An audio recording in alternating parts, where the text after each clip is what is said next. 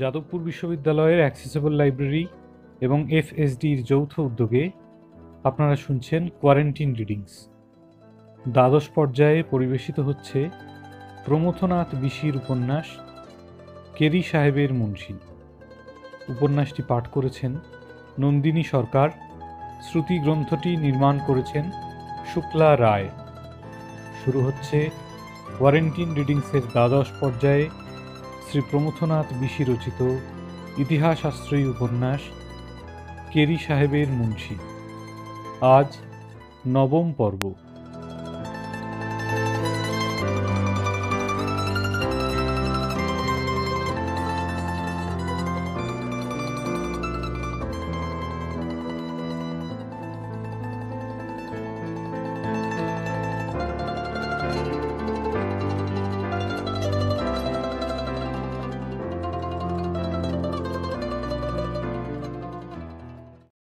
পৃষ্ঠা 236, অধ্যায় 8, পল্ললে চাঁদের ছায়া। সেদিন জন আসবা মাত্র রোজ এলমা সাগ্রহে সানন্দে বলে উঠল, এসো এসো জন, তোমাকে দুদিন দেখিনি কেন? প্রত্যাশাতীত স্বাগতে অভিভূত হয়ে জন বলল, একটু ব্যস্ত ছিলাম। তাছাড়া আমার ধারণা কি জানো? কি তোমার ধারণা শুনি? আমার ঘন ঘন আসাটা তুমি তেমন পছন্দ করো না। আমার প্রতি অবিচার করছো জন। আমি সারাদিন অপেক্ষা করে থাকি কখন তুমি আসবে। এই যদি সত্যই তোমার মনের কথা হয়, বেশ, তাহলে আর কখনো আশা বাদ পড়বে না। রোজ এলমার হেসে বলল, নিশ্চয় তো। হাসতে হাসতে প্রত্যুত্তর দিয়ে জন বলল, দেখো নিশ্চয় কিনা। রোজ এলমার বলল, তুমি একটু অপেক্ষা করো, আমি একখানা শাল নিয়ে আসি, তোমার সঙ্গে বেড়াতে বের হব। জনের বিস্ময়ের আর অন্ত থাকে না, বলে, জীবনের শেষ দিন পর্যন্ত অপেক্ষা করে থাকবো। না না, ততখানি ধৈর্যের প্রয়োজন হবে না, 10 মিনিটের মধ্যেই আসবো, বলে হেসে লঘুচ্ছন্দে গৃহান্তরে যায় মিস এলমা। অভিভূত জন ভাবে, হঠাৎ এ পরিবর্তন কেমন করে সম্ভব হলো। তারপরে ভাবে, এই তো স্বাভাবিক, না হলেই তো বিস্ময়কর হতো। সাথে কি 250 টাকা খরচ করে ইন্ডিয়ান ইয়োগিক ট্যালিসম্যান জোগাড় করেছি। মনে পড়ে তার রাম বসুর কথা। রাম বসু কবচখানা তাকে দেবার সময় বলেছিল, মিস্টার স্মিথ, ফল না ফলে যায় না, মাদার কালী হচ্ছে এভার ওয়েকফুল গডেস। এখন জন রাম বসুর ভাষায় হ্যান্ড টু হ্যান্ড ফ্রুট, হাতে হাতে ফল পেয়ে মনে মনে বলে উঠল, জয় মা কালী। রাম বসু শিখিয়ে দিয়েছিল মাঝে মাঝে বলতে হবে জয় মা কালী। পৃষ্ঠা 237।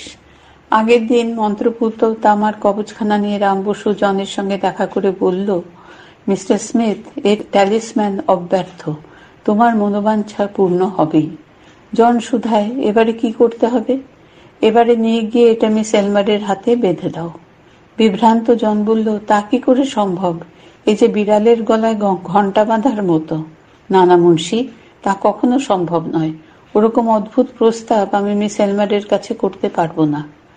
গম্ভীর হয়ে রাম বসু বলল, তবেই তো মুশকিল। জন বলল, আর কি কোনো উপায় নেই? উপায় নেই সে কি হয়? আমাদের হিন্দু শাস্ত্র খুব উদার, বিভিন্ন ক্ষেত্রে বিভিন্ন উপায়ের নির্দেশ দিয়েছে। তবে তারই একটা বলো। কিন্তু সে যে আবার খরচের ব্যাপার। ড্যামেট, কত চাই বলো? বলে 1 মুঠো টাকা বের করলো জন। বেশি নয়, আপাতত গোটা 20 হলেই চলবে। এই নাও। কিন্তু ট্যালিসম্যান কখন দেবে? ট্যালিসম্যান এখনই নাও, পরে আমি পুজো দিয়ে দেব। এরকম পস্থিউমাস পুজোর রীতি আমাদের দেশে আছে। তবে দাও, বলে কবচখানা প্রায় ছিনিয়ে নিল রাম বসুর হাত থেকে। বলো, এবার কি করতে হবে? আর কিছু নয়, কোন রকমে মিস এলমারের বিছানার নিচে কবচখানা রেখে দিতে হবে। আবার বিভ্রান্ত হয়ে জন বলল, তা কি করে সম্ভব? মিস এলমারের শয়নগৃহে আমি ঢুকবো কি করে? রাম বসু মনে মনে বলল, হাঁদারাম, তা কি আমি জানি নে? তার শয়নগৃহে যদি ঢুকতেই পারবে, তবে কি আর আমার ফাঁদে পা দিতে এসো? মনে মনে আরো বলে, তুমি ওর শয়নগৃহের বাইরে চিরদিন ফ্যাফে করে ঘুরে বেড়াবে। ঢুকবে ওই বেটা জঙ্গি সেপাই। হয়তো এতদিন ঢুকেছে, নইলে বেটি তোমাকে আমল দিতে চায় না কেন? পৃষ্ঠা 238। মুন্সিকে নীরব দেখে জন বলল, দেখো মুন্সি, আমার মাথায় এক বুদ্ধি এসেছে। রেশমি বিবি মিস এলমারের শয্যা প্রস্তুত করে। সে ইচ্ছা করলে অবশ্যই গোপনে বিছানার তলায় রেখে দিতে পারে। সে তো তোমার হাতের লোক, তাকে দাও না কেন? চমৎকার বলেছ মিস্টার স্মিথ। আমাদের শাস্ত্রে বলেছে যে প্রেমে পড়লে মানুষের বুদ্ধি খুলে যায়। তখন স্থির হলো যে রেশমিকে দিয়ে কাজটা করাতে হবে। রাম বসু রেশমির সঙ্গে দেখা করে প্রস্তাব করল। সব শুনে রেশমি রেগে উঠে বলল, কায়েদদা, তুমি এত লেখাপড়া শিখে এসব বুজরুকিতে বিশ্বাস করো? রাম বসু বলল, ওরে রেশমি, রাম বসু কিছুতেই বিশ্বাস করে না, আবার কিছুতেই অবিশ্বাস করে না। তবে কি না, লাগে তাক না লাগে তুক, যা বলছি কর। রেশমি বলে, এই যে বিশ্বাস ভঙ্গ করা হবে। কেমন? মিস এলমারকে না বলে তার বিছানার তলায় রাখলে?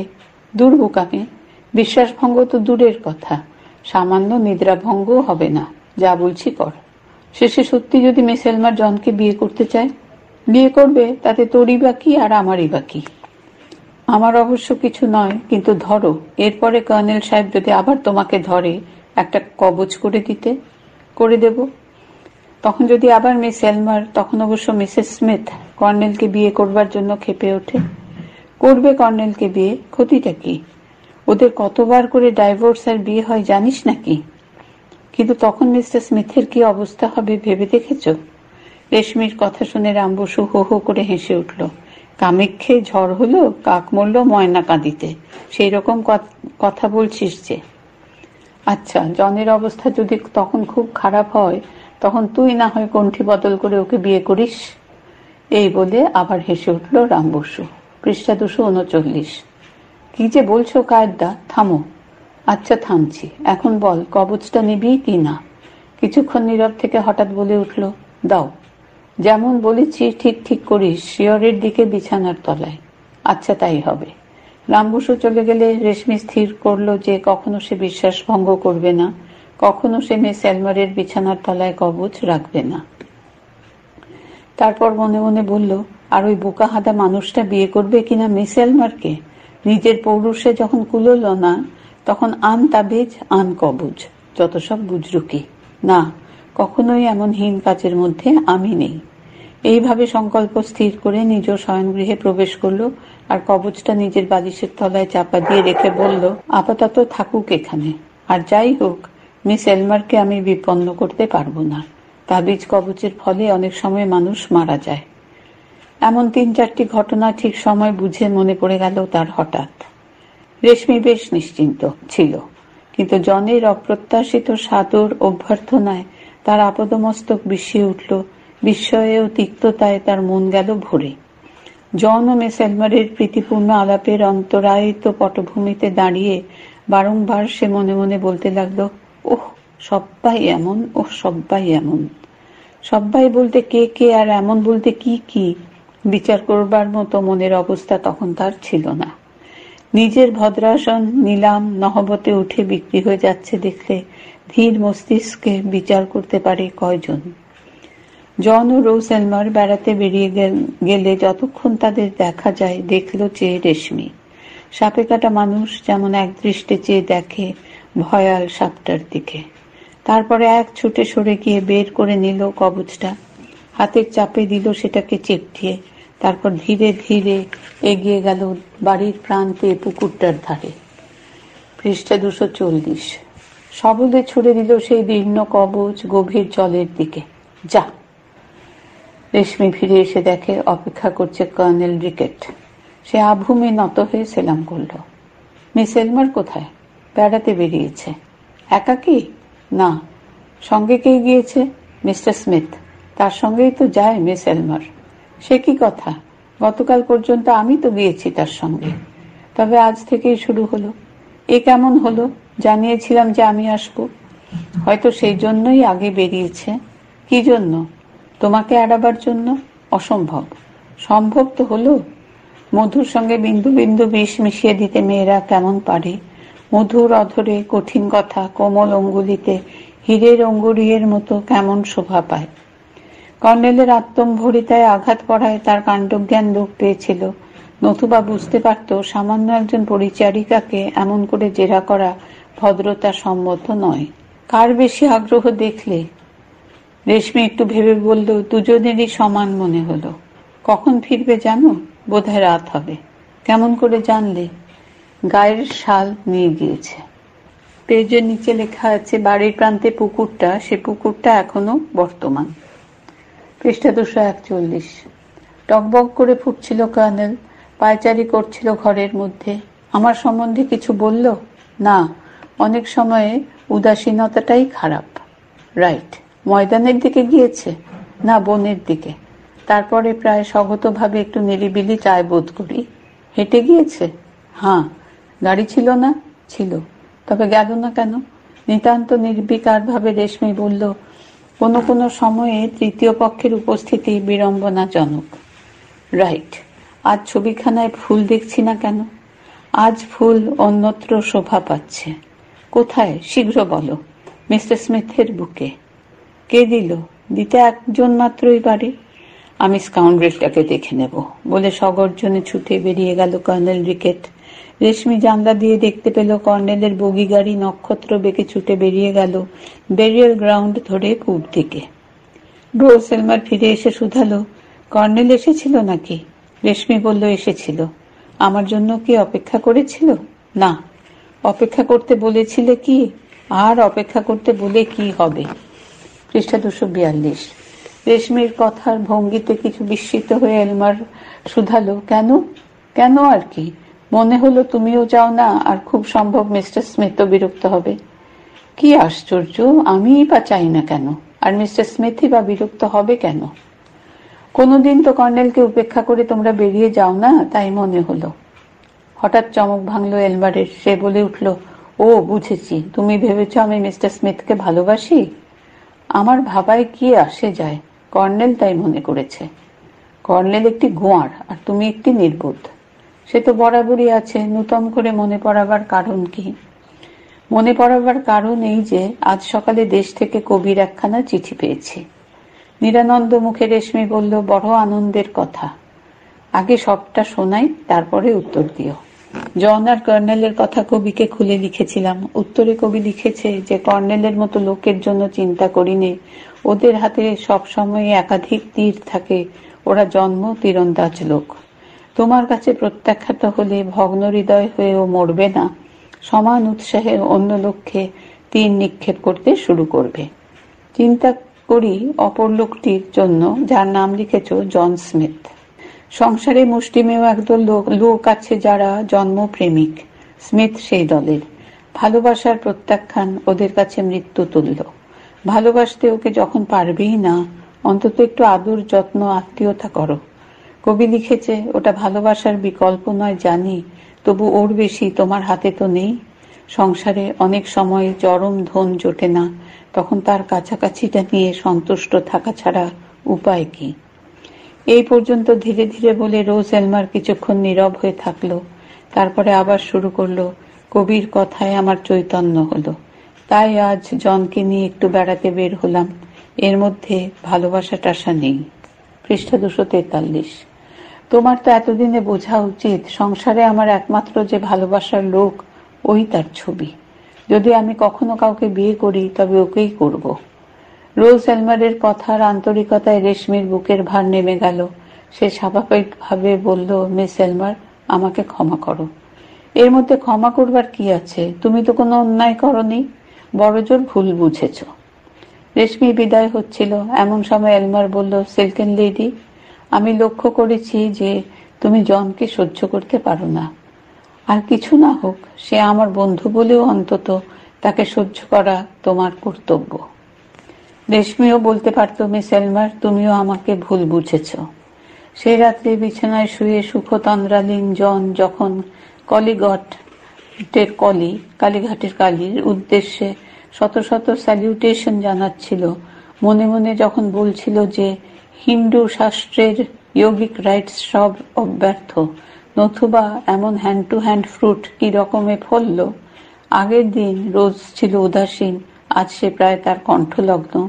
ঠিক সেই সময়েই রেশমি বিছানায় শুয়ে শুয়ে মনে মনে কালীঘাটের মা কালীর উদ্দেশ্যে শত শত প্রণাম করে বলছিল, মা, তোমার লীলার অন্ত নেই। এই কবচের উদ্দেশ্য ব্যর্থ হওয়াও তোমার এক লীলা মা।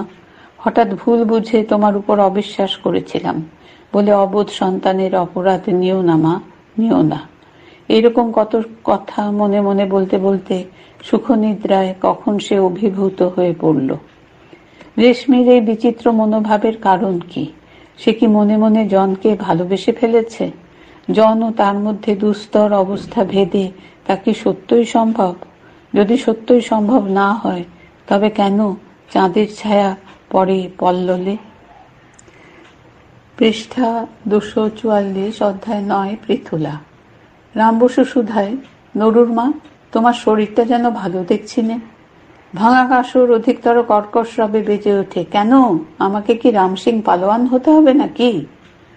কি সর্বনাশ, এতেই তোমার যা প্রতাপ, এরপরে পালোয়ান হলে কি আর বাড়িতে টিকতে পারবো? আহা, সারাদিন যেন বাড়িতেই বসে আছো, কোন আলে ডালে সারাদিন ঘুরে বেড়াও? শেওড়া গাছের ডালে নরুর মা, শেওড়া গাছের ডালে। তা জানি, বাজে ভাঙা কাসর, পেতনি ভর করেছে তোমার কাঁধে। তাহলে তো সারাদিন বাড়িতেই বসে থাকবার কথা। কি, যত বড় মুখ নয় তত বড় কথা? আমি পেতনি? কি যে বলো ছাই, পেতনিরও তো গায়ে একটু গত্তি আছে, একবারে শাঁকচুন্নি। গভীরতম মর্মে আঘাত লাগে অন্নদার। যে গতি অর্জনের আশায় সে এত করছে, তারই অভাবের অপবাদ। আগেকার দিন হলে সমার্জনী সন্ধান করত সে, এখন আর তা সম্ভব না হওয়ায় স্থান ত্যাগ করে প্রস্থান করল সে। এরূপ সম্ভব না হওয়ার সত্যই কিছু কারণ আছে। পাঁচু গোপালের উপদেশে গায়ে মাংস লাগাবার আশায় ভিজে ছোলা খেতে আরম্ভ করবার সঙ্গে সঙ্গে দেখা দিল অজীর্ণ ও পেটের পীড়া। একদিন পাঁচুকে ডেকে অন্নদা জিজ্ঞাসা করল, আরে পাঁচু, তোরা যে ছোলা ভিজে খাস, অসুখ বিসুখ করে না? করে না আবার মা ঠাকুরুন, প্রথম যখন আমি ছোলা ভিজে খেতে শুরু করি হলো হাম, তারপর সর্দি কাশি, তারপর পায়ের ব্যথা। ওস্তাদকে জিজ্ঞাসা করি, কি করব ওস্তাদ? ছেড়ো না বাবা, ছেড়ো না, ওরকম একটু আধটু প্রথমে হয়েই থাকে। ওস্তাদ বলে, আমি যখন প্রথমে শুরু করি। পৃষ্ঠা 245। অন্নদা তাকে থামিয়ে দিয়ে বলে, ওসব অসুখ নয় রে। তবে আবার কি অসুখ? ধর এই অজীর্ণ, আর ও এই কথা, ও তো একটু আধটু হবেই, তাই বললে ছেড়োনি মা ঠাকরুন, খেতে যখন শুরু করেছো খেয়ে যাও, ভবিষ্যতে। আবার তাকে থামিয়ে দিয়ে অন্নদা বলে, আরে আমি খেতে যাব কোন দুঃখে? তবে আবার ভাব নাকি, ও পাড়ার লোকের যদি অজীর্ণ হয় তবে তোমার মাথা ব্যথা কেন? পাঁচু গোপালের কাছে অভয় পেয়ে দ্বিগুণ বেগে ভিজে ছোলা চালায় অন্নদা, অবশ্য পেটের পীড়াও দ্বিগুণ বাড়ে।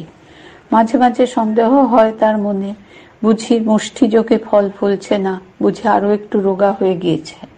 কখনো কখনো গোপনে সুতো দিয়ে মেপে দেখে হাত পায়ের গোছ, ফল উৎসাহজনক মনে হয় না। তখন মুখশ্রীর সাক্ষ্য নেবার আশায় বের করে সাহেব বাড়ির আরশিখানা। না, মুখশ্রীতে একটু লাবণ্য যেন ফুটেছে। মনে আশা হয় অচিরে একদিন সে সেমিজ ও শান্তিপুরের শাড়িতে সুসজ্জিত হয়ে যৌবন লাবণ্য মুখশ্রীতে স্বামী সম্ভাষণ করতে সক্ষম হবে সে। স্বামীর এমন আদর পাবে যে পাড়ার মুখপুরীর দল হিংসে জ্বলে পুড়ে মরবে। সেদিন নিমন্ত্রণ উপলক্ষে ডেকে এনে দেখাতে হবে ওই 3 কালগত বামুন গিন্নিকে। ভারী গায়ে গত্তির অহংকার হয়েছে, কিন্তু আর চলে না। অবশেষে শয্যা গ্রহণ করতে হয় অন্নদাকে। রাম বসু বৈদ্য ডেকে আনে। বৈদ্য লক্ষণ দেখে বলে, এ যে দারুণ অজীর্ণ পেটের পীড়ার ফল দেখছি। এখন উপায়? জিজ্ঞাসা করে রাম বসু। চিকিৎসা, অর্থাৎ ঔষধ ও সুপথ্য। আহার বিষয়ে বিশেষ সাবধান হতে হবে। একটু মাগুর মাছের ঝোল ও সুজি ছাড়া আর কিছু চলবে না। অন্নদা সুধায় ডাল, কাঁচা মুগের ডালের জল একটু চলতে পারে। পৃষ্ঠা 246। কুণ্ঠিত কণ্ঠে সুধায় অন্নদা ছোলার কথা শেষ হওয়ার আগেই সর্পচকিত হয়ে বৈদ্য চিৎকার করে ওঠে, ছোলার নাম করেছ কি? মৃত্যু রেব না সংশয়। বৈদ্য চলে গেলে অন্নদা স্বামীকে বলে, মুখ পোড়াকে আর ডাকতে হবে না, তার চেয়ে সোনারপুর থেকে ঠাকুরজিকে আনতে লোক পাঠাও। ঠাকুরজিকে আনাবার প্রস্তাব শুনে রাম বসু শঙ্কিত হয়ে ওঠে, বোঝে যে অবস্থা সত্যই সংকটাপন্ন। রাম বসুর বিধবা বোন তার সংসারে থাকত, তাকে মুখের ধোঁয়া দিয়ে তাড়িয়েছিল অন্নদা, এখন তাকেই আনাবার প্রস্তাব। এক রাজ্যে কখনো 2 রাজার বাস সম্ভব হলেও হতে পারে, কিন্তু এক সংসারে 2 স্ত্রীলোকের বাস শশবিষানের চেয়েও অসম্ভব। ঠাকুরজি এলে শয্যাগতা কঙ্কালময়ী অন্নদা সংসারের ভার তাকে বুঝিয়ে দিল, স্বামীর পায়ের ধুলো নিল, নরুর মাথায় হাত রেখে আশীর্বাদ করলো। তারপরে আগামী জন্মে পৃথুলা হয়ে জন্মাবার আশা নিয়ে ইষ্টমন্ত্র জপ করতে করতে নির্ভয়ে শেষ নিঃশ্বাস ত্যাগ করল ভগ্ন হৃদয় নারী। নরু চিৎকার করে কেঁদে উঠল, মা, কার কাছে রেখে গেলে? ন্যাড়া তাকে জড়িয়ে ধরে কাঁদতে কাঁদতে বলল, তোর ন্যাড়াদা তো রইল নরু, ভয় কি? সমস্ত ব্যাপারটা কাঠের পুতুলের মতো ঠায় দাঁড়িয়ে দেখল রাম বসু। স্বভাব মুখর লোকের মুখে না জোগালো একটা কথা, না এলো চোখে এক ফোঁটা জল। ঠাকুরজির কাছে একটু হেসে, একটু কুণ্ঠায়, একটু লজ্জায় অন্নদা ইচ্ছা জানিয়েছিল যে তাকে যেন ওই শাড়ি আর সেমিজ শেষবারের মতো সাজিয়ে দেওয়া হয়। পৃষ্ঠা 247, অধ্যায় 10, বিপত্নিক রাম বসু। পত্নীর অন্ত্যেষ্টি সমাধা করে আলুথালু বেশে রাম বসু গিয়ে উপস্থিত হলো টুস্কির বাড়িতে। টুস্কি শুধালো, এ কি বেশ গায়েদা? টুস্কিরে, নরুর মা স্বর্গে গিয়েছে। ওমা, সে কি কথা? স্তম্ভিত হয়ে যায় টুস্কি। শুধায়, এমন সর্বনাশ কখন হলো? আজ সকালে রে, এইমাত্র সব সেরে আসছি। টুস্কি কি বলবে ভেবে পায় না, গালে হাত দিয়ে চুপ করে বসে থাকে। কিছু বলবার দায়িত্ব থেকে তাকে অব্যাহতি দিল রাম বসু। বলল, এতটা লাগবে ভাবিনি রে। ওই একটি মাত্র ক্ষুদ্র বাক্যে রাম বসুর আঘাতের গুরুত্ব বুঝতে পারল টুস্কি। আঘাত যে সামান্য নয় তা অনুমান করেছিল প্রথম প্রবেশের মুখে তার টুস্কি রে সম্বোধনে। টুস্কি জানে যে অনেক কথা বলা রাম বসুর অভ্যাস, কিন্তু সে সমস্ত মনের উপরতলার কথা। সেখানে আকাশ কুসুম ফোটে, মনের নিচের তলায় কথা মুখে প্রকাশ করায় সে অভ্যস্ত নয়। তাই বলে সেখানকার সন্ধান তো টুস্কির অনবগত নয়। ওই ছোট্ট রেশ ধ্বনিটির এতটুকু ফাঁক দিয়ে ভিতরকার দাবদাহ চোখে পড়ে টুস্কির। গালে হাত দিয়ে সে মূঢ়ের মতো বসে থাকে। ঘরের মধ্যে ইতস্তত পায়চারি করতে করতে রাম বসু অনর্গল বকে যায়। সবাই অবাক হয়ে গেল তার ওই স্থির নির্বিচল নির্বাক ভাব দেখে। তারা বলে, একটু কাঁদো, হালকা হবে। টুস্কি চোখের জলের স্বভাব বড় বিচিত্র। যে বৃষ্টি ভাদ্র মাসে থামতে চায় না, মাথা কুটে মরলেও তার দেখা পাওয়া যায় না অঘ্রাণে। বড় অদ্ভুত এই চোখের জল। আপনজনের মাথা ধরতে দেখলে আমার চোখ ছল ছল করে আসে, অথচ মৃত্যুতে এক ফোঁটা জল আসে না চোখে। এই পর্যন্ত বলে সে থামে, জানলার ধারে গিয়ে দাঁড়ায়, চুপ করে তাকিয়ে থাকে সূর্য ডোবার আলো যেখানে রাঙিয়ে তুলেছে চলমান নৌকোর পালগুলোকে। পৃষ্ঠা 248। কিছুক্ষণ পরে আবার শুরু করে, শোকে যারা কাঁদতে পারে তাদের তো সৌভাগ্য, চোখের জল রোগ শোধ করে দিব্যি হালকা হয়ে গেল তারা। আর আমি, এই যে দেখ এখানে, বলে বুকটা দেখায়, শোকের পাষাণ ভার বয়ে বেড়াচ্ছি। কতকাল এমন বেড়াতে হবে জানি নে, তবে জানি যে তিলে তিলে পলে পলে ফোঁটা ফোঁটা জল ঝরবে সারা জীবন ধরে। লোকে বলে আমি কাঁদি না কেন? ওরে, কাঁদতে পারি কই? টুস্কি বুঝল এই অনর্গল বাক্য প্রবাহই তার শোক প্রকাশের রীতি, চোখের জলের বিকল্প। সে বলল, কায়েদা, তুমি বসো, একটু শরবত করে দিই। শরবত খেয়ে একটু ঠান্ডা হলে টুস্কি শুধালো, কি হয়েছিল বলো তো? কই কোনোদিন তো কিছু বলনি। বলবো কি, আমরাই কি কিছু জানতাম? মানুষটা চিরকালের রোগা। রোগা তো রোগা, এমন অনেকে থাকে। ইদানিং কিছুদিন থেকে দুর্বল হয়ে পড়ছিল, বিছানা ছেড়ে আর উঠতে পারে না। বদ্যি আনলাম, দিল তাড়িয়ে। শেষে যখন সোনারপুর থেকে আমার বোনকে আনিয়ে নিতে বলল, তখন বুঝলাম আশা নেই। তারপরে আর 2 দিনও সময় পাওয়া গেল না। তাহলে বোঝাই গেল না কি হয়েছিল? কেন যাবে না? অজীর্ণ পেটের অসুখ। এই সামান্য অসুখ চিকিৎসার অসাধ্য হয়ে উঠল। সে যে নিজে করে তুলেছিল অসাধ্য, সারবে কেমন করে? সে আবার কি রকম? সব শেষ হয়ে যাওয়ার পরে ভাঁড়ার থেকে বের হলো 1 হাঁড়ি ভেজানো ছোলা। ব্যাপার কি? শেষে পাড়ার একটা ছেলের কাছ থেকে রহস্য উদ্ধার হলো। গায়ে মাংস লাগবে আশায় ওইগুলো খেত। এদিকে পেটের অসুখ চলছে, ওদিকে চলছে ছোলা ভিজে। হঠাৎ এমন ইচ্ছে হতে গেল কেন? কিছু শুনেছ? শুনবো আর কোথায়, তবে অনুমান করছি একটু মোটাসোটা হলে স্বামীর ভালোবাসা পাওয়া যাবে, এই ভরসায় অখাদ্য খেয়ে প্রাণটা দিল সে। পৃষ্ঠা 249।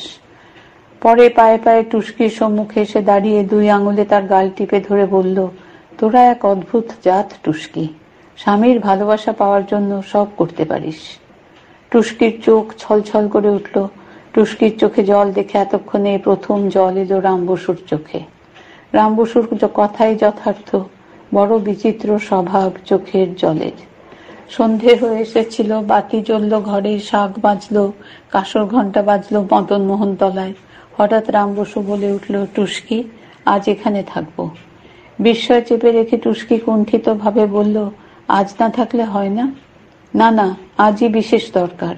হ্যাঁ রে, বোতলটায় কিছু আছে নাকি? থাকবে কি করে, কতদিন আসনি। আচ্ছা, সে ব্যবস্থা হবে এখন। রাম বসুর মন ঘোরাবার আশায় আবার সে বলল, তুমি না গেলে নরুর খুব ফাঁকা লাগবে। তার পিসি আছে, নেরুদা আছে, আমার অভাব সে অনুভব করবে না। তারপর একটু থেমে বলল, আমার ফাঁক পূরণ করবার কে আছে বল? এই বলে সবলে সে বুকের মধ্যে টেনে নিল টুস্কিকে।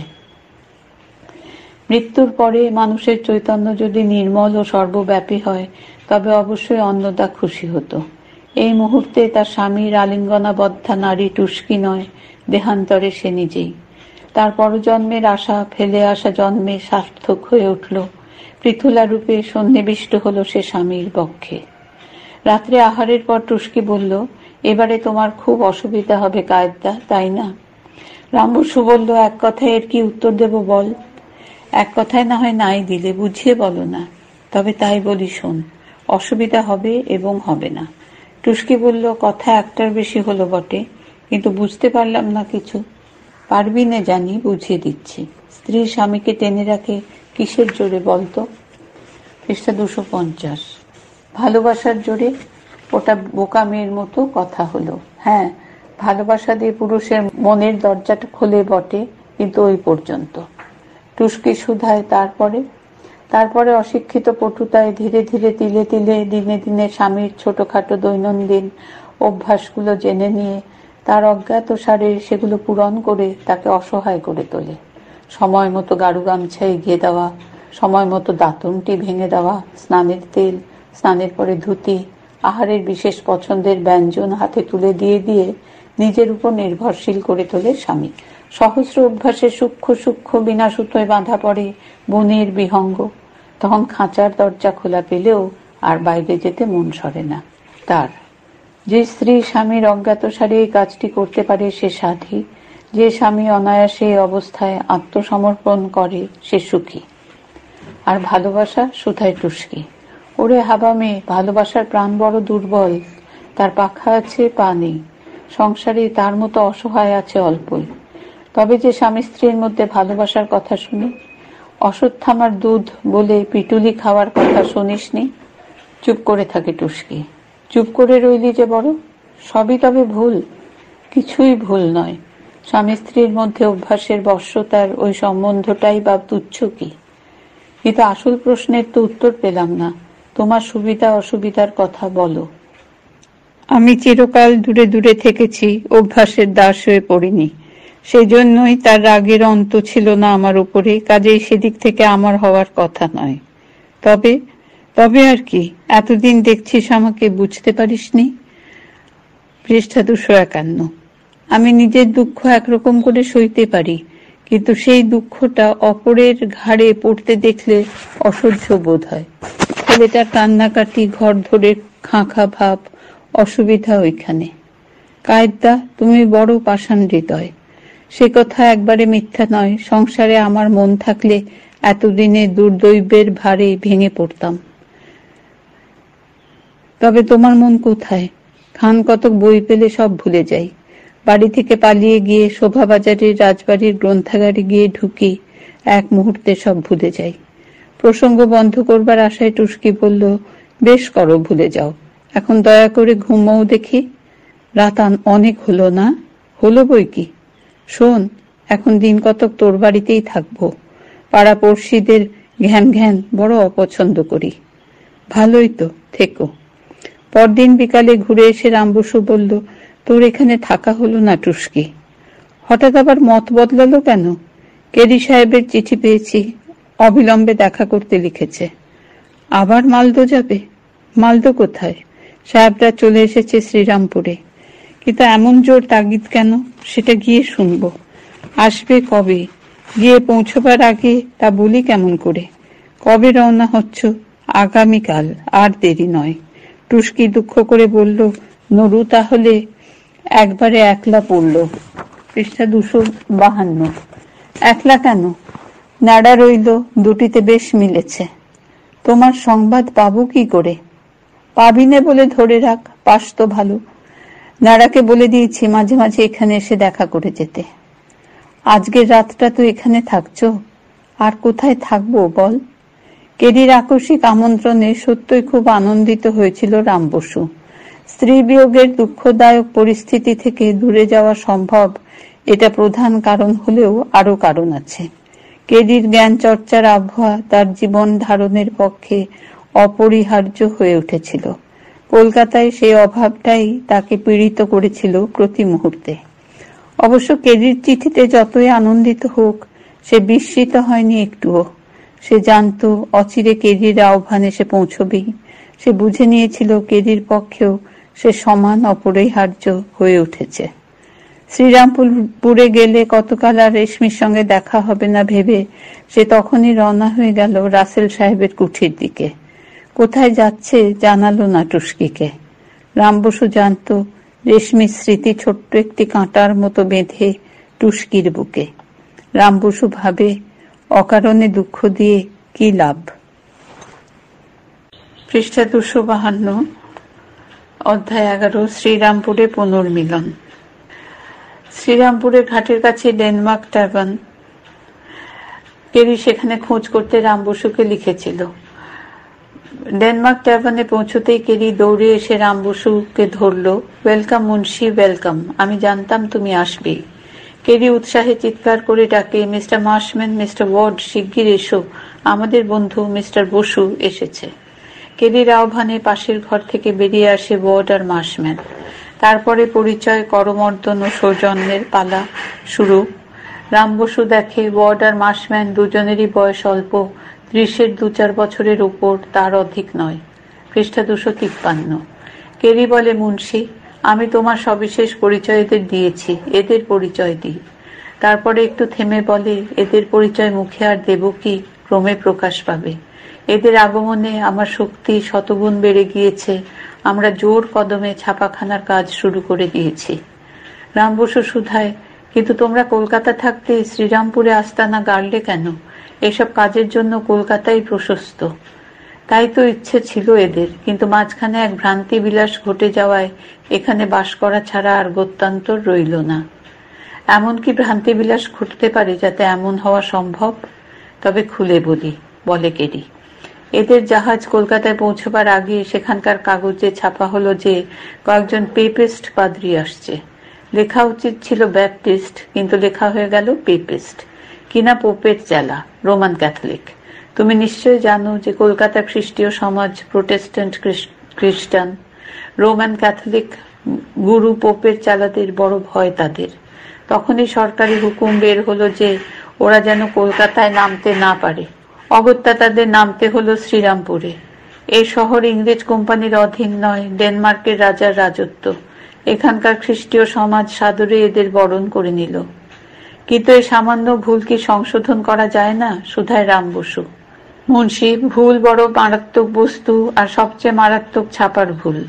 তারপরে একটু থেমে সকলের দিকে তাকিয়ে বলে, আমরাও ছাপাখানা খুলেছি, আর ছাপাখানার দৈত্য দানবদের, আমরাই ছাপাখানার দৈত্য দানব বলে দিয়েছি, দেখো সাবধান, তোমরা এক মারাত্মক ছাপার ভুলের শহীদ। তোমরা যেন আবার ভুল ছেপে বসো না। সকলে হো হো করে হেসে ওঠে। এমন সময় মার্শম্যান বাইরের দিকে তাকিয়ে বলে ওঠে, ওই যে একটি ক্ষুদে দৈত্য আসছে। পৃষ্ঠা 254। এক গ্যালি ভিজে প্রুফ হাতে প্রবেশ করে ফেলিক্স কেরি। এই প্রুফটা এখনই দেখে দিতে হবে। কেরি ছোঁ মেরে প্রুফটা কেড়ে নিয়ে তন্ময় হয়ে যায়। মুন্সি এগিয়ে এসে ফেলিক্সের করমর্দন করে জিজ্ঞাসা করে, তারপর মাস্টার কেরি, কেমন আছো? খারাপ থাকবার উপায় কি? দিন রাত্রি আমি আর মিস্টার ফাউন্টেন কাজের মধ্যে ডুবে রয়েছি। কি ছাপছ? মথিয়ের লিখিত সুসমাচার। ওটা কবে শেষ হলো? তুমি চলে আসবার পরেই বাবা একাই শেষ করেছে। তোমার পিতার তুলনা হয় না মাস্টার কেরি। প্রুফ নিয়ে ফেলিক্স কেরি ফিরে যেতে উদ্যত হলে রাম বসু বলল, চলো তোমার সঙ্গে গিয়ে ছাপাখানার কাজ কেমন হচ্ছে দেখি গে। আর অমনি মদনাবাটি ত্যাগের পরেকার ইতিহাসটুকুও শুনে নেওয়া যাবে। বেশ তো, চলো, বলে ফেলিক্স। কাছেই ওই বাড়িতে আমাদের ছাপাখানা। ওদের যেতে দেখে কেরি বলে, মুন্সি 1 মিনিট দাঁড়াও। তারপরে বলে, মুন্সি তুমি আজ এই মুহূর্ত থেকে আমাদের মিশনের কাজে নিযুক্ত হলে, বেতন 30 টাকা। কেমন, রাজি তো? রাম বসু বলে, ডক্টর কেরি, কবে আমি তোমার কথার অন্যথাচরণ করেছি? ওরা দুজনে বেরিয়ে যায়। কেরি মাস ম্যানারওয়ার্ডকে বলে, মুন্সির সঙ্গে পরিচয় হলে দেখবে পাণ্ডিত্য, বাগ্গীতায়, নিষ্ঠায় ওর দোসর নেই হিন্দুস্তানে। তুমি তো চলে এলে মুন্সি, কেন চলে এলে আজও জানতে পারলাম না। তারপরে শুরু হলো বিপদ, একটার পর একটা। বিগত কাহিনী বলে যায় ফেলিক্স। প্রথমে বাংলা পাঠশালাটি গেল ভেঙে। ছিরুর মা একদিন রাতে বাসন কোসন চুরি করে পালালো। সেই সঙ্গে পালালো কুঠির আমলা গোমস্তার দল, তবিল ভেঙে। এদিকে মার পাগলামি আরো বাড়ল। ওদিকে বুডনি সাহেব নোটিশ দিল কুঠি দেবে উঠিয়ে। আমি বাবাকে বললাম, চলো যাই কলকাতায় ফিরে। বাবা কি বলল জানো মুন্সি? পৃষ্ঠা 255। বলল, জীবন যুদ্ধে 1 পা উঠলে আর কখনো এগোনো সম্ভব হয় না। বাবা বলল, এইটুকু অসুবিধায় পড়ে যদি কলকাতায় ফিরি, তবে কলকাতায় অসুবিধা দেখলে শেষ পর্যন্ত বিলেত ফিরে যেতে ইচ্ছা হবে। না ফেলিক্স, তা হয় না। মুন্সি তন্ময় হয়ে শোনে, বলে, কথাটা মিথ্যে নয় ফেলিক্স। শেষ পর্যন্ত হটবার ইচ্ছা না থাকলে কেউ প্রথম ধাপ পিছোয় না। এমন সময় মিস্টার ফাউন্টেন এলো। তার সহায়তায় বাবা কলকাতা থেকে কিনে আনলো 40 পাউন্ড দিয়ে একটা মুদ্রা যন্ত্র। ঠিক সেই সময়ে গেল কুঠি উঠে। সবাই মিলে চলে এলাম খিদিরপুর নামে নিকটবর্তী এক গ্রামে। সেই ছাপাখানায় যেদিন প্রথম শীট ছাপা হলো, 5 গায়ের লোক পড়লো ভেঙে, কলে বই ছাপা হয়। ওদের বিস্ময়ের অন্ত থাকে না। উপলক্ষটা নিয়ে গায়ের লোকে একটা গান বেঁধেছিল, এখনো 2-1 কলি মনে আছে। এই পর্যন্ত বলে সুর করে আবৃত্তি করে ফেলিক্স, ধন্য সাহেব কোম্পানি, বই লেখা হলো কলে, কলটি যখন চলে, গুরু মশাই ব্যবসা মাটি, ঘুচলো দানা পানি, মরি ধন্য সাহেব কোম্পানি। বাহ, বেশ লিখেছে তো, বলে রাম বসু। তারপরে কি হলো বলো? এমন সবাই খবর পৌঁছলো যে এরা পৌঁছেছে শ্রীরামপুরে। বাবাকে সাদরে আহ্বান করলো। বাবাও দেখলো উদ্দেশ্য এক, তবে আর অত দূরে পড়ে থাকে কেন, সবাই মিলে চলে এলাম। আর টমাসের কি হলো? তোমার চলে আসবার কিছুদিন পরে সেই যে সে বেগানা হলো, আজও খোঁজ পায়নি তার। কেউ বলে গিয়েছে রাজমহলে, কেউ বলে বীরভূমে। মদনাবাটির পরবর্তী ইতিহাসের মোটামুটি একটা আভাস পায় রাম বসু। রাত্রিবেলা বিছানাতে শুতে সারাদিনের বিচিত্র অভিজ্ঞতা মাকড়সার সুতোর মতো কোথায় ছিন্ন হয়ে গেল উড়ে। মনে পড়ল রেশমির অশ্রুকাতর মুখখানা। নিষ্পন্দ চোখের কোণ দিয়ে জল গড়াচ্ছে, সমস্ত মুখখানি নিপুণ ভাস্করের গড়া মূর্তির মতো স্থির। সামনে দাঁড়িয়ে রাম বসু, অথচ চোখে পড়ছে না, দৃষ্টি হারিয়ে গিয়েছে কোন অলক্ষ্য দিগন্তে। পৃষ্ঠা 256। কি হলো রে রেশমি, কাঁদছিস কেন? কে উত্তর দেবে? উত্তর দেবার মালিক যে মন, সে আজ মন অগম গহনে পথ ভুলেছে। বিমূঢ়ের মতো দাঁড়িয়ে থাকে রাম বসু, দুইজনে মুখোমুখি, নির্বাক। হঠাৎ সম্বিত পেয়ে রশ্মি বলে ওঠে, কায়েদদা যে, কখন এলে? রাম বসু ব্যাখ্যার মধ্যে যায় না, বলে, ব্যাপার কি রে, কাঁদছিস কেন? ওই প্রশ্নে চোখের জল আবার দ্বিগুণ বেগে নামে। রাম বসু বিরক্তির সুরে বলে, কেন কাঁদছিস যদি না বলিস তবে থাক, আমি চললাম। ও বলিনি বুঝি? কায়েদদা, আজ সকালে মিস এলমার মারা গেছে। বলিস কি রে? চমকে ওঠে বসুজা। বলে, হঠাৎ? ঠিক হঠাৎ নয়, কিছুদিন থেকে শরীর খারাপ চলছিল। প্রায় আমাকে বলতো, রেশমি বিবি, আমি আর বেশি দিন বাঁচব না। ওসব কথা বললে আমি আর তোমার কাছে ঘেঁষবো না। মিস এলমার বলতো, তাই বলে মনে করো না যে তোমার দৃষ্টান্ত জম গ্রহণ করবে। প্রতিদিন সে একটু একটু করে আমার দিকে এগিয়ে আসছে। বুঝলে কায়েদদা, প্রায় এমনি কথাবার্তা হতো আমাদের মধ্যে। শেষে কি হয়েছিল বল? এমন কিছুই নয়। 2 দিন আগে সামান্য জ্বর, কালকে জ্বর বিকারে পরিণত হলো, আজ সকালে সব শেষ হয়ে গেল। রাম বসু বলল, মিস্টার স্মিথ খুব দুঃখিত হয়েছে নিশ্চয়। একেবারে ভেঙে পড়েছে, তার সব তাতেই বাড়াবাড়ি। বলিস কি রে, ভালোবাসে? দুদিন বাদে বিয়ে হবে, এমন সময় এই কাণ্ড! ভেঙে পড়বে না তো কি? ভালোবাসে না ছাই। মিস এলমার ওকে দু চক্ষে দেখতে পারত না। কিন্তু আমাকে যে স্মিথ বলেছিল কবচের ফল ফলেছিল, এই তো ফল দেখলে। তাছাড়া যে পুরুষ কবচ তাবিজ করে তাদের এমনিতেই হয়ে থাকে, এমনিতেই হওয়া উচিত। বেশ একটু চাপা ঝাঁঝের সঙ্গে কথাগুলো বলে রেশমি। রাম বসু বুঝতে পারে না তার ঝাঁঝের কারণ। পৃষ্ঠা 257। এই যে আরেক সমস্যা হলো। কেন? এখন থাকবি কোথায়? লেডি রাসেল এখানে থাকতেই বলেছে আমাকে, বলেছে তুমি আর কোথায় যাবে, যতদিন আমরা আছি এখানেই থাকো। যাক, নিশ্চিন্ত হলাম, নইলে কাল আমার যাওয়া হতো না। কাল আবার কোথায় চললে? শ্রীরামপুরে, কেরি সাহেব ডেকে পাঠিয়েছে। ওরা কি সব শ্রীরামপুরে এসেছে? নইলে আর আমাকে ডেকে পাঠাবে কেন? তবে কি এখন ওখানেই স্থায়ীভাবে থাকবে? আমার পক্ষে যতখানি স্থায়ী হওয়া সম্ভব। কিন্তু নড়ুর কষ্ট হবে না? ইতিমধ্যে ন্যাড়া এসে অন্নদার মৃত্যু সংবাদ জানিয়ে গিয়েছে। রাম বসু বলে মা মরলে কোন ছেলের কষ্ট না হয়। তার উপরে তুমি আবার চললে। মার অভাব কি বাপে দূর করতে পারে? থেকেই বা কি করব? রাম বসুর ঘুম আসতে চায় না। ঘুরে ফিরে রেশমির মুখ, রেশমির চোখের জলের কথা মনে পড়ে। এতদিনে রেশমির স্মৃতি যদি বা একটু ঝাপসা হয়ে এসেছিল, অশ্রু ধৌত হয়ে আবার তা শতগুণ উজ্জ্বল হয়ে উদিত হলো তার মনে। একটুখানি কলঙ্কিত না হলে চাঁদ বুঝি এত সুন্দর হতো না। শেষ রাতে একটু ঘুম এসেছিল। হঠাৎ একটা কোলাহলে ঘুম ভেঙে গেল রাম বসুর। উঠানের মধ্যে সকলে একসঙ্গে তারস্বরে কথা বলছে, বিশেষ উৎসাহের কারণ ঘটে থাকবে। কৌতূহলী হয়ে বাইরে গিয়ে দেখলো পাদ্রীদের মধ্যে ডক্টর টমাস দণ্ডায়মান। রাম বসু দেখল টমাসের পোশাক যেমন ছিন্ন তেমনি মলিন, চেহারাও তদ্বৎ। উপরির মধ্যে সঙ্গে একটি জরাজীর্ণ মধ্যবয়স্ক বাঙালি হিন্দু। এই যে মুন্সি, তুমিও এসেছ। আহা, প্রভুর মন্দির পূর্ণ হয়ে উঠল বলে ছুটে এসে টমাস জড়িয়ে ধরে রাম বসুকে। পৃষ্ঠা 258। তারপর ভালো ছিলে তো ডক্টর টমাস? খুব ভালো, আনন্দে ছিলাম। এতদিন ছিলে কোথায়? বীরভূমে সুরুল নামে একটা গ্রাম আছে, সেখানে। সেখানে কি গির্জা আছে নাকি? কোম্পানির প্রত্যেক কুঠিটাই যে একটা গির্জা। ওখানকার কুঠিয়াল মিস্টার চিপ বড় সদাশয় ব্যক্তি। সঙ্গে ওটি তোমার চাকর নাকি? আমার চাকর কোথায়? প্রভুর চাকর। ওর নাম ফকির। ও হচ্ছে খ্রিস্টের খোঁয়ারে প্রবেশেচ্ছ একটি মেষ। বেশ বেশ, বড় আনন্দের কথা, বলে মুন্সি। ওকে খ্রিস্টমণ্ডলে ভুক্ত করে প্রথম খ্রিস্টান করবার গৌরব লাভ করব আমি। দেখা যাবে তুমি কত বড় বাহাদুর, মনে মনে বলে রাম বসু। ইতিমধ্যে কেরি, মার্শম্যান, ওয়ার্ড, ফাউন্টেন প্রভৃতি সকলে একে একে সরে পড়েছে। তার কারণ টমাসের সংক্ষিপ্ত ইতিহাস প্রত্যেকের একবার করে শোনা হয়ে গিয়েছিল। পুনরায় শোনবার আগ্রহ আর কারো ছিল না। টমাস দেখল মুন্সি একমাত্র শ্রোতা, পাছে সেও অন্য সকলের পদাঙ্ক অনুসরণ করে, তাই সবলে তার হাত ধরে বসিয়ে সংক্ষিপ্ত ইতিহাসের বিস্তারিত ভাষ্য কথনে নিযুক্ত হলো। রাম বসু টমাসের প্রকৃতি জানত, বুঝলো সকালবেলাটা এই পর্বেই যাবে।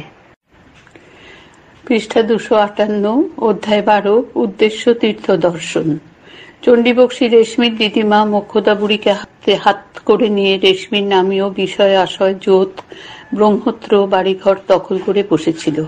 লোকে কানাকানি করছে অনুমান করতে, যত্রতত্র বলে বেড়াতো, আরে বাপু, একটু দেখাশোনা না করলে 5 ভূতে লুটে খাবে। বুড়ো মানুষ, সামলাতে পারবে কেন? তারপরে বলতো, কি গেরো, যত দায় কি আমার ঘাড়ে এসে চাপে? পৃষ্ঠা 259। লোকে মনে মনে বলতো কথাটা মিথ্যে নয়। গাঁয়ের এবং আশেপাশে 5 গাঁয়ের এমন অনেকগুলো বিষয় আশয়ের ভার ঘাড়ে চেপেছে বটে তোমার। চণ্ডীবক্সী বলতো, এ যেন কাকের বাসায় কোকিলের ছানা পুষছি, ডানায় জোর পেলেই উড়ে পালাবে, তখন কাকস্য পরিবেদনা। মানে বুঝলে তো বুৎসুদ্দি, কাকের কেবল মনে ব্যথা। এর চেয়ে অনেক ভালো ছিল যদি নিজের জোত জমির তদারক করতাম। সে খেদের প্রয়োজন ছিল না চণ্ডীর, নিজস্ব বলতে 1 ছটাক জমিও ছিল না তার। চণ্ডীর মতো লোকের পক্ষে পরস্যই নিজস্ব। কিন্তু লোকের কাছে যাই বলুক, মনে শান্তি ছিল না চণ্ডীর। সে জানত রেশমি এখনো জীবিত, আর আছে সাহেবদের হেফাজতে। কোন দিন যে হঠাৎ দেখা দেবে, তখন বিষয় আশয় যাবি, না জানি কোন প্যাচে পড়বে ভেবে তার দুশ্চিন্তার অন্ত ছিল না। বিপদে মধুসূদন মহারাজা নবকৃষ্ণ বাহাদুর কিছুকাল আগে দেহ রক্ষা করেছেন, কাজে কে তখন রক্ষা করবে চণ্ডীকে? কিন্তু মেঘ যতই কালো হোক, দু একটা রজত রেখা না থেকে যায় না। চণ্ডীর অভিপ্রায়ের প্রধান অন্তরায় তিনু চক্রবর্তী নিহত হয়েছে।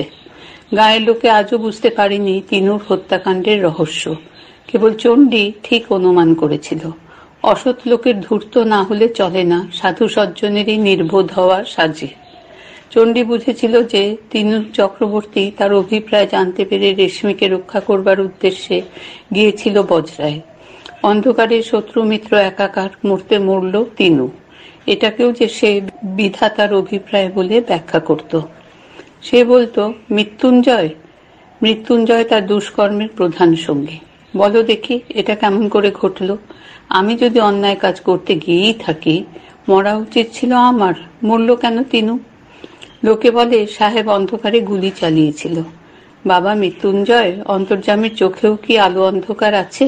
তিনি তো দেখছিলেন কে মরছে, রক্ষা করলেন না কেন? মৃত্যুঞ্জয় বলে, আপনি বুঝিয়ে দিন, আমরা যে লোকের প্রশ্নের উত্তর দিতে পারি না। পৃষ্ঠা 260। তাতে দুঃখিত হইও না বাবা, শাস্ত্রের মর্ম বোঝা সহজ নয়।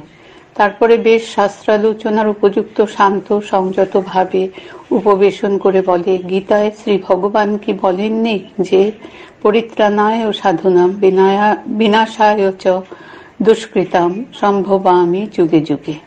আরে বাপু, তিনু যখন মরল তখন বুঝে নিতে হবে যে লোকটা দুষ্কৃতকারী। আমি যখন বেঁচে গেলাম বুঝে নিতে হবে যে আমি সাধু। একটু থেমে পুনরায় বলে, পড়ো পড়ো, গীতা পড়ো। ভালো করে গীতা পড়লে কোনো কাজ করতে বাঁধবে না। চণ্ডী খুব সম্ভব সাকরেদের মহিমা সম্পূর্ণ অবগত ছিল না, নতুবা এমন উপদেশ কেন দিতে যাবে? মৃত্যুঞ্জয় বলল, এখন কি করবেন ভাবছেন?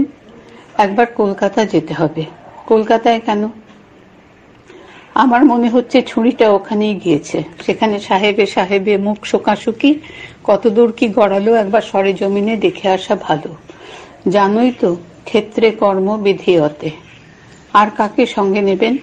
বেশি লোক নেওয়া কিছু নয়, জানাজানি হয়ে যাবে। তবে একাই যাচ্ছেন? একেবারে একাকিও কিছু নয়। তুমি যেতে পারবে না? বাধা কি? আর সঙ্গে নিতে হবে মোক্ষদা বুড়িকে। তাকে আবার কেন? ছেলে মানুষ, কিছুই বোঝো না দেখছি। কলকাতা কোম্পানির মুল্লুক, আইনের রাজত্ব। ছুরিটার প্ররোচনায় সাহেবগুলো গোলমাল বাঁধাতে চেষ্টা করলে মোক্ষদাকে এগিয়ে দেব, বলবো যে বুড়ি এসেছে নাতনিকে ফিরিয়ে নিয়ে যেতে। বুঝলে না? তাহলে আমাদের আর কোনো দায় থাকবে না। ভালো বলেছেন, কিন্তু বুড়িকে তো এত বলা যায় না। যা যায় বলা তাই বলেছি। কালীঘাটে যাচ্ছি মা কালীকে দর্শন করতে। বুড়ি নেচে রাজি হয়েছে। পৃষ্ঠা 261। তবে তো চারদিক বেঁধেই অগ্রসর হয়েছেন।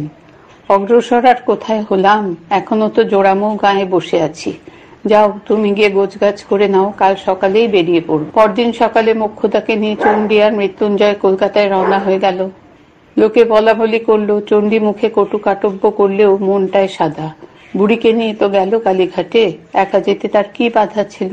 যাই বলো, দোষে গুণে মানুষ। তিনু চক্রবর্তীর অভাবে চণ্ডীর প্রকৃত উদ্দেশ্যের সন্ধান কেউ জানতে পারল না। পৃষ্ঠা 261, অধ্যায় 13, জীবিত না মৃত। বেরিয়াল গ্রাউন্ড রোডের পূব দিকে সুন্দরবনের মধ্যে খানিকটা জায়গা গাছপালা কেটে পরিষ্কার করে নিয়ে নূতন সমাধিক্ষেত্র স্থাপিত হয়েছে। তারই একদিকে একটি সদ্য নির্মিত সমাধি পাথর দিয়ে গাঁথা, এখনো চুন সুরকি ভালো করে শুকোয়নি। একদিন বিকালবেলা জন কতগুলো সাদা ফুল নিয়ে সেখানে এসে উপস্থিত হলো। ধীর পদে বিষণ্ণ মুখে সমাধির কাছে এসে চমকে উঠল। এ কি, এ ফুলগুলো দিয়ে গেল কে? কাল অবশ্য সে এসেছিল, কিন্তু ফুল তো রেখে যায়নি। সাদা গোলাপের একটি তোড়া নিয়ে কাল এসেছিল সে, তোড়াটি রেখেছিল সমাধির শিয়রে। অনেকক্ষণ বসে থেকে উঠে যাওয়ার সময়ে তোড়াটি নিয়ে গিয়েছিল। সাদা গোলাপ রোজির খুব প্রিয় ছিল। ইদানিং কতদিন তাকে হোয়াইট রোজ বলে ঠাট্টা করত। মনে পড়ল রোজি বলেছিল যে কর্নেল ডাকে আমাকে রেড রোজ বলে। এখন আবার তোমাদের মধ্যে ওয়ার অফ রোজেস না বেঁধে যায়। রোজের স্মৃতিচিহ্ন স্বরূপ সাদা গোলাপের তোড়াটি সঙ্গে করে সে বাড়ি ফিরেছিল। এখন আবার সেখানে সাদা ফুল ফুল দেখে তার বিস্ময়ের অন্ত রইল না, সেই সঙ্গে একটুখানি ঈর্ষাও কাঁটা ফুটিয়ে দিল। আমার প্রিয়জন আর কারো প্রিয়, এই চিন্তা প্রেমিকের পক্ষে বিদ্য নয়। এমনকি প্রিয়জনের মৃত্যুর পরেও এই চিন্তার ধারা অবসিত হয় না, হয়তোবা বাড়ে। পৃষ্ঠা 262। মৃত্যু যখন পর্দা ঝুলিয়ে দেয় তখন সমস্ত সম্বন্ধের অবসান হয়, থাকে একমাত্র প্রেমের সম্বন্ধ।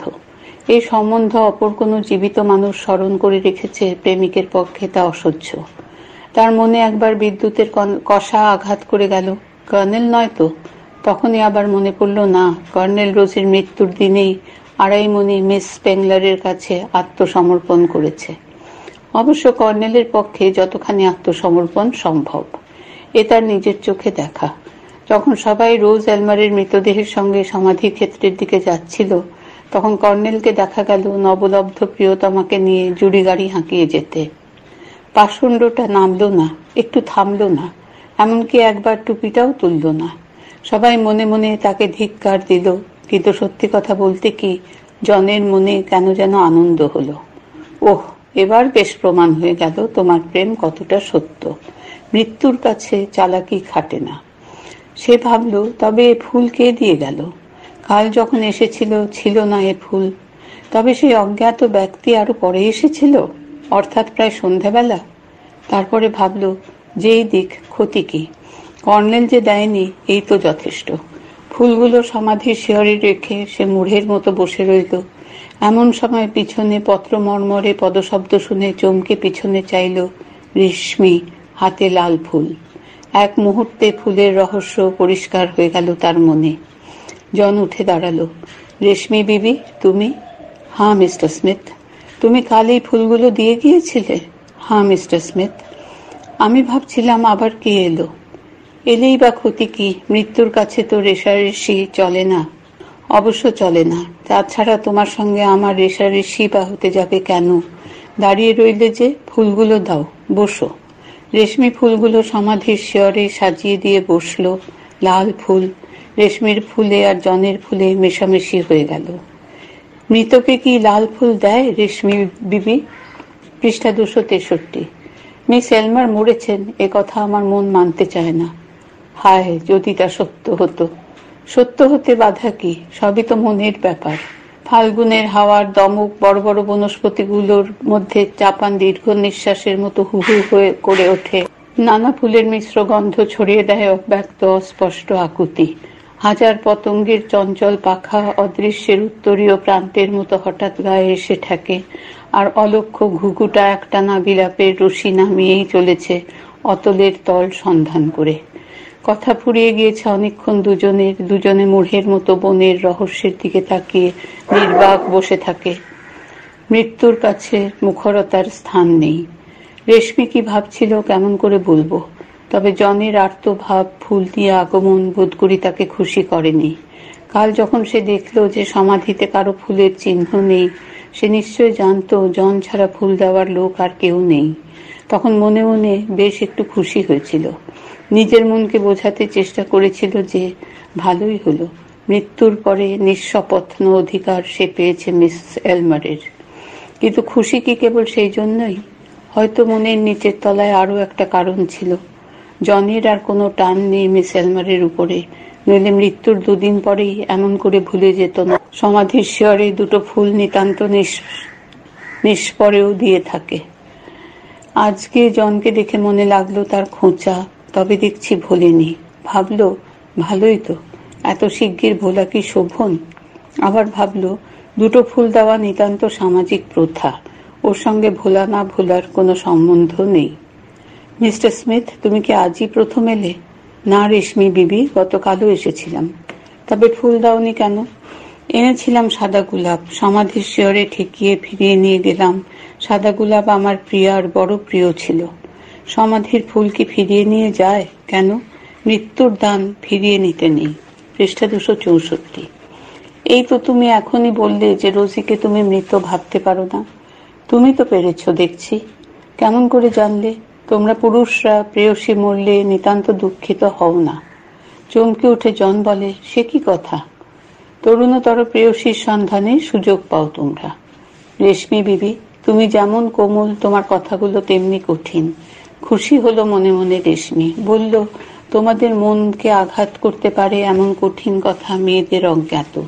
কি উত্তর দেবে জন ভেবে পেল না। কোকিল দুটো সুরে টানা পড়ে নে আকাশটা প্রায় আচ্ছন্ন করে ফেলল। জন বলল, রেশমি বিবি চলো, আর থাকা উচিত নয়, সন্ধ্যায় অনেক সময় সাপদ বের হয় এদিকে। রেশমি উঠল, কাল আবার আসবে তো বিবি? দেখি চেষ্টা করব, সময় পাওয়া দুর্ঘট। না না, অবশ্য এসো, তোমার হাতের ফুল বড় ভালোবাসত মিস এলমার। তুমি নিশ্চয়ই আসছো মিস্টার স্মিথ। আমার আর অন্য কি কাজ আছে বলো, চলো তোমাকে একটু এগিয়ে দিই। দুজনে অগ্রসর হয় পশ্চিম দিকে এবং লোকালয়ের কাছাকাছি এসে চলে যায় দুজন দুদিকে। জন মনে মনে ভাবে, রেশমি বিবি আসবে তো? রেশমি মনে মনে ভাবে, পৃথিবীর রসাতলে গেলেও জন না এসে উপায় নেই। পরদিন নির্দিষ্ট সময়ের অনেক আগে মিস এলমারের সমাধির কাছে পৌঁছে জনের মন দমে গেল, কেউ নেই। কিন্তু যখন তার নজরে পড়ল সমাধির শিয়রে টাটকা তাজা ফুলের রাশ, সে হতাশ হয়ে একবারে বসে পড়ল। রেশমি এসেছিল এবং ফুল দিয়ে চলে গিয়েছে। জনের মনে হলো এ অন্যায়। মনে হলো রেশমি অত্যন্ত বিশ্বাসঘাতক। মনে হলো সুখ সৌন্দর্য আশাপূর্ণ পৃথিবী একেবারে নিরর্থক। পৃষ্ঠা 265। সে চুপ করে বসে হাঁটুর মধ্যে মাথা গুজে পড়ে রইল। অদূরে একটা সমাধির আড়ালে দাঁড়িয়ে জনের হেনস্থা দেখে রেশমির চোখে কৌতুকের আভা ফুটল। ওষ্ঠাধরে হাসির রেখা ফুটল, সমস্ত মুখে চোখে ফুটল সার্থকতার আলো। সে যা চাইছিল তাই ঘটল। বলা বাহুল্য, সে আগেই এসেছিল আর ফুলগুলো রেখে একটু আড়াল হয়েছিল জনের মনোভাব যাচাই করবার উদ্দেশ্যে। সে পরীক্ষা করতে চায় জীবিত ও মৃতের মধ্যে কার টান বেশি। গতকাল পর্যন্ত তার ধারণা ছিল মৃত চাঁদের টানে যেমন জোয়ার ফেনিয়ে ওঠে সমুদ্রের বুকে, তেমনি আজও মৃত এলমার ফেনিয়ে ফাঁপিয়ে তুলছে জনের বুক। কিন্তু এইমাত্র জনের যে দশা সচক্ষে সে দেখল, বুঝল যে এক্ষেত্রে মৃতের উপরে জীবিতের স্থান। তার মনে কেমন একটু দয়াভাবের সঞ্চার হলো এ হতভাগ্য যুবকটির উপরে, কেমন যেন একটু মাতৃভাব। প্রত্যেক প্রেমের সঙ্গে মাতৃভাব মিশ্রিত, প্রত্যেক নারী সম্ভাবিত মাতা।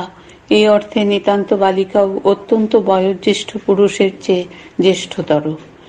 ফাল্গুনের পত্র মর্মরে পায়ের শব্দ মিশিয়ে রেশমি কাছে গিয়ে ডাকল, মিস্টার স্মিথ। চকিতে মুখ তুলে চাইল জন। তার মুখে জ্বলে উঠল আলো, বলে উঠল, বিবি তুমি এসেছ? এবং তারপরেই কি করছে ভালো করে ভেবে দেখবার আগেই হাত বাড়িয়ে রেশমির হাতখানা ধরে, পাছে ছলনাময়ী পালিয়ে যায়, পাছে রহস্যময়ী স্বপ্নে পরিণত হয়, বসালো তাকে সমাধির উপরে। তোমার ফুলগুলো দেখে আমার মন দমে গিয়েছিল, ধারণা হয়েছিল তুমি এসে চলে গিয়েছ। চলে যাব কেন? অন্য সমাধিগুলো ঘুরে ঘুরে দেখছিলাম। কি আর দেখবার আছে এগুলোতে? বলো কি মিস্টার স্মিথ, মৃতের সমাধি বড় রহস্যময়। না বিবি, এ তোমার ভুল। রহস্যময় যদি কিছু থাকে তবে তা জীবন, যেমন রহস্যময় তেমনি সৌন্দর্যময় তেমনি সার্থক। কিন্তু মিস্টার স্মিথ, মৃত্যুও কি জীবনের অঙ্গ নয়? মৃত্যুর রহস্য যে জীবনের রহস্যের অন্তর্গত। পৃষ্ঠা 266। তোমার কথা ঠিক বিবি, কিন্তু মৃত্যুর মধ্যে প্রবেশের পথ যে জীবনের তোরণ দিয়ে সমাধিতে প্রবেশ করতে হয় আঁতুর ঘর দিয়ে। সেই কথাই তো বলছিলাম, জীবনে প্রবেশের দুটি দরজা, আঁতুর ঘর আর সমাধি। বিবি, তোমাদের হিন্দুদের দর্শন শাস্ত্রে সহজাত অধিকার। তারপর বলে উঠল, আহা, তুমি যদি হিন্দু না হতে তবে কি নিগ্রহ হলে খুশি হতে? বলে খিলখিল করে হেসে উঠল রেশমি, যেন প্রেমিকের শিয়রে বিজনরত বনাঙ্গনার হাতে বেজে উঠল রেশমি চুরির গোছা। জীবন মৃত্যু সম্বন্ধে এত কথা ওদের জানবার নয় যারা বলে, তাদের মনে রাখা উচিত প্রেম মুখে অজ্ঞাত ভাষা জুগিয়ে দেয়, আবার প্রেমই হরণ করে মুখের ভাষা। যে বসন্ত বনে বনে ফুল ফুটিয়ে তোলে, সেই বসন্তই দমকা হাওয়া তুলে আবার তা ঝরিয়ে দেয়। ওদের মুখের কথা গেল বন্ধ হয়ে, কিন্তু মানুষ তো শুধু মুখ দিয়েই ভাব প্রকাশ করে না। চৈত্র সন্ধ্যায় আকাশকোণার ছোট ছোট বিদ্যুৎ সঞ্চারের মতো ওদের চোখের কোণে কোণে ফুটল জিজ্ঞাসা। শুক্লা তৃতীয়ার চাঁদের ফালির মতো ওদের ওষ্ঠাধরে ফুটল হাসির রেখা, পিপাসার অদৃশ্য মরীচিকা। ওদের সব অঙ্গ ঘিরে আলোক রশ্মির চমক তুলতে লাগলো। অবশেষে ওদের মুখের কথা গেল একেবারে বন্ধ হয়ে। বসন্তের রাতে হাওয়ার মাতামাতি যখন ক্ষণতরে স্তব্ধ হয়ে যায়, তখন আমের বোলের ঘন গন্ধ চেপে ধরে অরণ্যের বুক। সে চাপ একাধারে অসহ্য সুখের আর দুর্বহ দুঃখের। তা সহ্য করা বা সরিয়ে ফেলা দুই সমান কঠিন। কিছুক্ষণ পরে, কতক্ষণ পরে তা ওরা জানে না, প্রেমের জগৎ দেশকালের অতীত, জন আচমকা বলে উঠল, রেশমি বিবি, আমি তোমাকে ভালোবাসি। নিজের কণ্ঠস্বরে চমকে উঠল জন। কে বলল তার ওই মুখ দিয়ে ওই কথা? বোকার মতো কিঞ্চিত লজ্জিত ভাবে তাকিয়ে রইল। ভাবল, না জানি এখনই কি রূঢ় উত্তর শুনতে হবে। অত্যন্ত সহজভাবে রেশমি বলল, এবারে ওঠো মিস্টার স্মিথ, সন্ধ্যা হয়ে এসেছে। উত্তরের সহজ প্রসন্নতায় হাঁপ ছেড়ে বাঁচল জন। ফাঁসির হুকুমের বদলে বেকুসুর খালাসের রায়। পৃষ্ঠা 267। তখনই পর মুহূর্তে নৈরাশ্যের ধাক্কা অনুভব করল বুকে। এখনই ফিরতে হবে। অবশ্য রেশমি ওঠবার জন্য কিছুমাত্র ব্যস্ততা প্রকাশ না করায় আনন্দিত হল। কিন্তু তখনই আবার কেমন আশাভঙ্গের ভাব প্রবল হয়ে উঠল মনে। আসল কথাটার জবাব তো মিলল না। বেকসুর খালাস আসামি ফাঁসির দায় থেকে মুক্ত হয়ে দেখে মুক্তি মিলল বটে, কিন্তু আর কিছু তো মিলল না। বাড়ি ঘর, আত্মীয় স্বজন, মায়ের রাখা খরচ কিছুই নেই সম্মুখে। কোন কৌতুক পরায়ণ অদৃষ্ট প্রেমের নাগরদোলায় চাপিয়ে মানুষকে নিয়ে নিষ্ঠুর পরিহাস করে, কি আনন্দ পায় সেই জানে। ওঠো মিস্টার স্মিথ, সন্ধ্যা হলো যে। সন্ধ্যা হলো তো কি হলো? বাহ, তুমিই তো কাল বলেছিলে যে সন্ধ্যাবেলা এদিকে বাঘ বের হয়। হয় হোক, ক্ষতি কি? ক্ষতি আর এমন কি, কেবল দুজনের ঘাড় ভেঙে রক্তপান করবে। বীর্য প্রকাশ করে জন বলল, ডিয়ারি, আগে আমার ঘাড় ভাঙবে। কিন্তু তাতেই বা কি লাভ হবে? দুদণ্ড পরে যদি আমার ঘাড় ভাঙে? দুশ্মনটার এমন দুঃসাহস কখনো হবে না। না হওয়ার কি কারণ? সে তো আমার সঙ্গে প্রেমে পড়েনি। ইনডিড, বলে হেসে ওঠে জন। হাসির দমকায় ভাবালুতার কুয়াশা যায় কেটে। হাসি তত্ত্ব জিজ্ঞাসার প্রথম সোপান। দুজনে সমাধিক্ষেত্র থেকে বেরিয়ে রাস্তার উপর আসে। এমন সময় চমকে উঠে জন ইশারা করে দেখায়। ভীত বিস্ময়ে রেশমি দেখে অদূরে গাছপালার আড়ালে সঞ্চরমান শার্দুল রাজ। টু শব্দটি করে না কেউ। ঘনিষ্ঠ হয়ে আসে জনের কাছে রেশমি। জন বাহুবন্ধনে রেশমিকে টেনে নেয়। বাঘের ভয় বাহুবন্ধনে যে জোর দাবি করে, তার চেয়ে বোধ করি কিছু অধিক ছিল জনের বাহুতে। বাঘের ভয় পুরুষের যে ঘনিষ্ঠতা দাবি করে, তার চেয়ে বোধ করি কিছু অধিক ছিল রেশমির নৈকট্যে। দুজনে প্রায় একাঙ্গ হয়ে স্থাণুর মতো, মূঢ়ের মতো, শিশুর মতো, জগতের সবচেয়ে সুখীর মতো দাঁড়িয়ে থাকে, ভয়ে, আনন্দে, বিচিত্র সৌভাগ্যে। আবার এখনই ছাড়াছাড়ি করতে হবে সে দুর্ভাগ্য দাঁড়িয়ে দাঁড়িয়ে কাঁপে। পৃষ্ঠা 268। নির্বাক তাকিয়ে থাকে ওরা বাঘটার দিকে। শীঘ্র চলে যাক, ধীরে ধীরে যাক, আর কখনো যেন না আসে। আবার কাল যেন এইভাবে আসে। কত কি বিরুদ্ধ ভাবনার বলাকা উড়ে উড়ে যায় ওদের মনে। মুগ্ধ প্রণয়ী যুগলের লীলার প্রতি দৃকপাত মাত্র না করে শার্দুল রাজ নির্দিষ্ট পথে চলে গেল। যে অরণ্যে ওদের প্রণয়ের ভূমিকা সৃষ্টি হয়েছিল, সেই অরণ্যের শার্দুল রাজ নির্মোচ্চ গ্রন্থি এঁটে দিল ওদের বসনে। বহু যুগ আগে অরণ্যের এক সর্প যে ভূমিকার সৃষ্টি করে দিয়েছিল আদিম দম্পতির জীবনে, সেই অরণ্যেই আরেক পশু তারই এক অধ্যায়ের সূচনা করে দিল বহু যুগ পরেকার আরেক দম্পতির জীবনে। বাঘটা চলে গেলেও বাহুবন্ধন ওদের শিথিল হলো না, দুরস্থ হলো না ঘনিষ্ঠতা। এখনো ভয়ের কারণ যায়নি। এই বিশ্বাস জাগিয়ে রেখে ওরা তেমনি রইল দাঁড়িয়ে। এমন কতক্ষণ চলতো কে জানে, কিন্তু হঠাৎ সেই সময় কোকিলের কুহুতে বুঝি নূতন স্বর নিক্ষিপ্ত হলো। আমের বোলের গন্ধ বুঝি আর একটু চেপে এলো। বাতাসের হুহুতে বুঝি নবীন ছন্দ ধ্বনিত হলো। আর শুক্লা তৃতীয়ার কৌতূহলী চন্দ্র বুঝি শাখা প্রশাখা ভেদ করে কৌতুকের পিচকারি আরেকটু বেগে নিক্ষেপ করলো। কি হচ্ছে ভালো করে বোঝবার আগেই জনের ওষ্ঠাধর স্পৃষ্ট হলো রেশমির অধরোষ্ঠে। এমনি চকিতে জ্বালাময়, সুখময়, বিষময়, অমৃতময়, বেদনা আনন্দময়, সুখ দুঃখের নির্যাস সময়।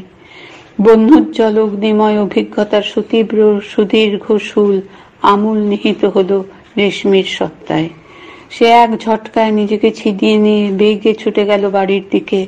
পিছনে ফিরে তাকিয়ে দেখল না জনের অবস্থা। কিয়ৎক্ষণ অপ্রস্তুত হয়ে দাঁড়িয়ে থেকে অপরাধীর ন্যায় ধীর পদে জন চলতে শুরু করলো। এতক্ষণ কৌতুক পরায়ণ অদৃষ্ট দুটি অবোধ তরুণ তরুণীর প্রেমের লীলা দেখে নিশ্চয় খুব হাসছিল। এবারে তার ছুটি হলো। তত্ত্বজ্ঞানীরা চিরকাল ধরে আলোচনা করে আসছেন মূলত মানুষ ভালো কি মন্দ, কিন্তু সত্য কথা এই যে মানুষ মূলত ভালোও নয় মন্দও নয়, মূলত মানুষ বিচিত্র, অদ্ভুত, অপ্রত্যাশিত তার প্রকৃতি। তাই সমাধিতে বসে প্রেম সূত্র রচনায় তার সংকোচ নেই। তাই অচিরগত প্রেয়সীর শ্মশান ভস্য তার হাতে আবির মুষ্টি হয়ে ওঠে। তাই সমাধির ফুলে প্রেমের মালা রচনা করে সে। এ কি ভালো মন্দের কাজ? এ কাজ অদ্ভুতের। বোধ করি এই হচ্ছে মানব প্রকৃতির সত্য। পৃষ্ঠা 269। কিন্তু তার চেয়েও অধিক এই বোধ করি বিশ্ব প্রকৃতির সত্য। জীর্ণ পত্রপুষ্প রচনা করে নূতন জীবনের ভূমিকা, প্রেমের সমাধি গঠন করে নূতন প্রেমের রঙ্গমঞ্চ, শ্মশানের বুকে অঙ্কুরিত হয় পঞ্চবটী, আর একদিন অবশেষে সমাধিস্থ মৃতদেহ নবতর জীবনের পাত্র হাতে করে দেখা দেয় জ্যোতির্ময় রূপে। জীবনের অশ্ব সবেগে সোল্লাসে সার্থকতার মুখে টেনে নিয়ে যায় মৃত্যুর অনর রথখানা। পরাজিত মৃত্যু আনন্দ ধ্বনি তোলে, জয়, জীবনের জয়।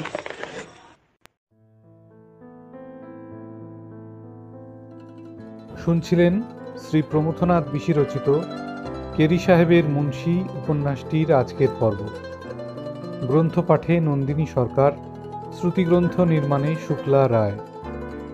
কোয়ারেন্টিন রিডিংস আপনাদের কেমন লাগছে তা আমাদের জানাতে আপনারা আমাদেরকে ইমেল করতে পারেন info.fsdju@gmail.com এই ইমেল আইডিতে।